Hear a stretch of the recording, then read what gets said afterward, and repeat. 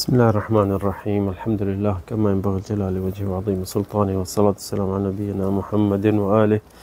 أما بعد، هي فضائل الأعمال जेको असांजी सिलसिलो आहे अॼु को जेको हिसो आहे 17 हिसो जेको आहे सदक़े जे बारे में आहे। जेको इंसान सदक़ात कढे थो, फ़ी सबीलिल्लाह ॾिए थो, ही ज़कात खां सवाइ ॿी शइ आहे। सो हिन में जेके अल्लाह ताला असांखे हुकुम कया आहिनि त उहे बि ॿुधायूं था इंशाअल्लाह। पहिरियां जेके आयतूं अचनि थियूं क़ुर में तमामु घणियूं आहिनि, असीं मुख़्तसर करे ॿुधायूं था त नबी करीम अल्लाह ताला पहिरियां चए थो इन तुब्दु सदक़ात फनिअम्मा ही। अल्लाह चए थो जे लिकाए सदको माण्हुनि खे ॾींदव त उहो बहितरु अथव। व इन तुख़्फ़ूहा वतुअतूहा अलफ़ुक़रा, जे तव्हां ॾेखारियो था माण्हुनि खे त पंहिंजी नियत जी ख़्यालु रखो। जे इहा बि नथा करे सघो त लिकी ॾियो ग़रीबनि खे, मिस्कीननि। वतुअतूहा अलफ़ुक़रा फ़हुव ख़ैरुन लकुम, तव्हांजे लाइ बहितरु उहो आहे। वयुकफ़िरु अन्कुम सय्यिआतिकुम वल्लाहु बिमा तअमलून ख़बीर, तव्हांजा गुनाह माफ़ थींदा जे तव्हां सदको ॾींदव। लिकाए ॾियो या माण्हुनि जे अॻियां ॾियो, पर जे लिकाए ॾिनो उन खे वधीक तव्हांखे सवाब मिलंदो। इहा आहे सूरत अल बक़रा में 271 आयत में। वरी ॿी जॻह में सूरत सबा 39 में अल्लाह चए थो वमा अनफ़क़्तुम मिन शैइन फ़हुव युख़्लिफ़ु वहुव ख़ैरुर राज़िक़ीन। इहो अल्लाह साईं चए थो जेको तव्हां ॾियो था फ़ी सबीलिल्लाह फ़हुव युख़्लिफ़ु, उन जे बदिले में तव्हांखे बदिलो दुनिया में ई मिली वेंदो, आख़िरत में बि। वल्लाहु ख़ैरुर राज़िक़ीन, अल्लाह रिज़्क़ ॾियण वारो आहे। ईअं अल्लाह ॿी जॻह ते सूरत बक़रा में 265 में चए थो वमथलु लज़ीना युनफ़िक़ूना अमवालहुम इब्तिग़ाअ मर्ज़ातिल्लाह। जेके माण्हू अल्लाह चए थो उन्हनि जा मिसाल ॾियो जेके मुंहिंजे ख़ातिर सदको कढनि था, मुंहिंजे ख़ातिर माण्हुनि खे ॾियनि था इब्तिग़ाअ मर्ज़ातिल्लाह, त इन जे करे त मां राज़ी थिया हिन ते। व तस्बीत मिन अनफुसिहिम, ऐं पंहिंजा सबूत ॾियनि था त असीं मोमिन हो। त कमथल हब्बतिन बिरबुअतिन असाबहा वाबिल, इहा अॻिते मिसाल ॾिए थो त उहे जीअं कि अन्न इंसान पोखे थो, हिकिड़ो कणो पोखे थो, हिकिड़ो दाणो पोखे थो, उन मां ॾिसो छा केतिरो संग थो निकिरे, केतिरो झले थो उन में माल। इहो 265 आहे सूरत अल बक़रा।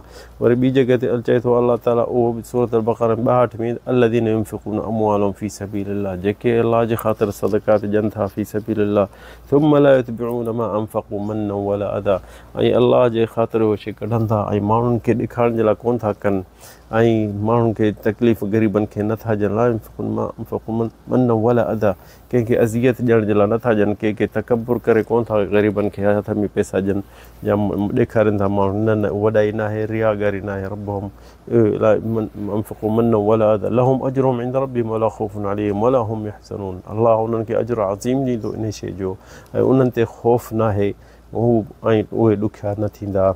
इहे आयतूं तमामु क़ुर में घणियूं आहिनि, ऐं असीं कुझु मुख़्तसर कंदा आहियूं जीअं ख़बर आहे दोस्तनि खे। त नबी करीम सल्लल्लाहु अलैहि वसल्लम हदीसुनि में चए थो, काफ़ी हदीसूं घणियूं आहिनि, मुख़्तसर करे हदीस अबू हुरैरा रज़ियल्लाहु अन्हु चए थो त नबी करीम चए थो मा नक़सत सदक़तुम मिन माल, जेको माण्हू सदको कढे थो कॾहिं उहे पैसा उहे घटि न थींदा, उहे घटि न थींदा। मा ज़ादल्लाहु अब्दन बिअफ़्विन इल्ला इज़्ज़ा वमा तवाज़अ अहदन इल्ला रफ़अ। पैसा जेके इंसान कढे थो अल्लाह सां उनखे उन बदिले में पैसा ॿिया ॾींदो। मा नक़सत सदक़तुम मिन माल वमा ज़ादल्लाहु अब्दन बिअफ़्व, इंसान जेको माण्हू खे माफ़ कंदो त अल्लाह सां उनजी अञा इज़त वधाईंदो। वमन तवाज़अ लिल्लाह, जेको पंहिंजे पाण खे घटि करे थो अल्लाह जे ख़ातिर, अल्लाह सां उनखे मथे कंदो।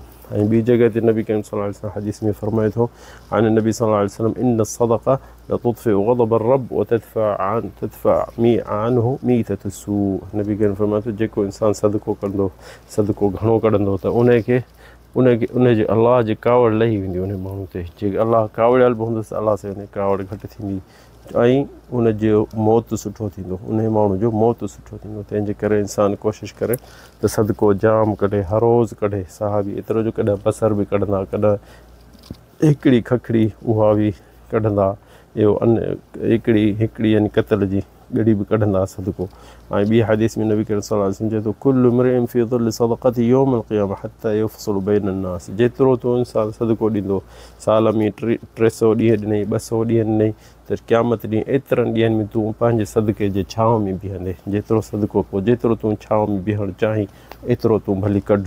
सो इहो इंसान केॾो यफ़्सुल, यानी जेसिताईं क़यामत नबी करीम चए थो जेसिताईं हिसाब न थींदो तेसिताईं माण्हू पंहिंजे सदके में बीठा हूंदा, यानी पंहिंजे जेतिरो सदको कढंदे एतिरो तोखे उहो छांव में अल्लाह साईं बीहारींदो। ऐं नबी करीम बि हदीस में नबी करीम फरमाए थो, हदीस अनस बिन मालिक रज़ियल्लाहु अन्हु नबी सल्लल्लाहु अलैहि वसल्लम क़ाल अफ़ज़लु सदक़ा सदक़तु फ़ी रमज़ान, बहितर सदको जेको रमज़ान में हूंदो आहे अल्लाह साईं यानी क़बूल कंदो आहे जल्दी ऐं उनजो सवाबु वॾो ॾींदो आहे। ॿी हदीस आहे त इंसान हदीस आहे हदीस क़ुदसी जेकी नबी करीम चए थो अल्लाह जे तरफ़ां, त अल्लाह साईं चए थो अनफ़िक़ या इब्न आदम उनफ़िक़ अलैक, कढ पैसो त मां बि तोखे ॾींदुसि, जेतिरो ॾींदे एतिरो मां ॾींदो साईं।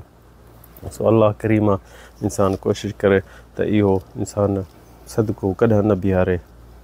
ऐं नबी करीम जी हदीस आहे त इंसान जे मथां मुसीबतूं लिखियलु हूंदियूं उहे छा सां दूरि थींदियूं, या रसूलल्लाह चए थो बादिरू बिस्सदक़ा फ़इन्नल बलाअ ला यतख़त्ता सदक़ा, मुसीबत लिखियलु हूंदी तुंहिंजे मथां, को पुट जो हादसो थींदो, ॿनी सड़ी वेंदी, ॿनी खसिजी वेंदी, कहिड़ी बि ड्यूटी मां कढी छॾींदा, इहे मुसीबतूं आहिनि सभु, पर जे सदको ॾींदे त अल्लाह साईं उन सदके सां तुंहिंजूं मुसीबतूं दूरि कंदो। ॾिसो केॾो फज़ल अज़ीम आहे, इंसान जे हर रोज़ु 10 रुपया 5 रुपया 10 रुपया 100 रुपया 50 जेतिरे हसब इस्तिताअत ॾिए त इहा वॾी का ॻाल्हि कान्हे। पर ॾिसो हुन जे मुसीबत में पवंदे इंसान खे अल्लाह न करे कंहिं मुसीबत में त पोइ लखे किरोड़े बि कढंदे त थोरे जे करे घणी न वञा। ऐं उलमा चवनि था त सदको ज़रूरु न आहे पैसनि सां, के माण्हू ग़रीब आहिनि त उहो माण्हू ॿियो बि शयूं करे खाधो विराहे, खाधो न आहे त अमल सुठा करे, कहिड़ा न अमल इब्तिसाम आहे, जेको माण्हू खिली कंहिंसां मिलंदे त नबी करीम चए थो इब्तिसाम तू खपे वजे अख़ीक सदक़ा, कंहिंसां तूं खिली ॻाल्हाईंदे मिलंदे इहो तुंहिंजो सदको आहे। फी वजे अख़ीक, जा सुठो लफ़्ज़ कंहिंखे चई, कंहिंखे ख़ुशि मरहबा कई, चईसि बाबा तकलीफ़ में आहे काजे, चयो अल्लाह कंदो त तकलीफ़ दूरि थी वेंदी, सभु शइ भली थी वेंदी, सभु शइ सणाई थी वेंदी, इहो बि हिकिड़ो सदको आहे। केरु चवंदी यार मूंखे ॻंढि खणा जा काठियूं खणा जा गाॾी ते विझरा त उनखे मदद कई, इहो बि सदक़ा आहे। साई फ़ी क़दा हाजातुल मुहताज, कंहिंखे ग़रीब खे मदद खपे कंहिं वास्ते सां या कंहिंसां वञणु कंहिं ॾे त इहो बि सदको आहे। ईअं सदका जेके आहिनि तमामु हुनजा दरवाज़ा वॾा आहिनि ऐं सभु को सम्झी वेंदो त कहिड़ी शइ में सवाबु आहे। को खणी को ॾाची ते चढ़ंदो हो साहबी त ॿिए उतां मथां उन जेको सामान किरी पवंदो हो या लठ या का शइ त हेठां खणी ईंदो त इहा बि सदका आहे। तो इंसान सदको सिर्फ़ु पैसनि में न सम्झे, हर शइ में सदको करे सघे थो, हर इंसान जी मदद उहो सदका आहे। सो कोशिशि करे त इहा सिफ़त असां में हुजे, असांजे नबी जे हबीब खे राज़ी कयूं, अल्लाह खे राज़ी पहिरियां, पोइ असांजे नबी करीम जे चवण ते हलूं। अल्लाह ताला असांखे तव्हांखे तौफ़ीक़ ॾिए, हिदायत ॾिए। हज़ा वल्लाहु अअलम सल्लल्लाहु अलैहि वसल्लम।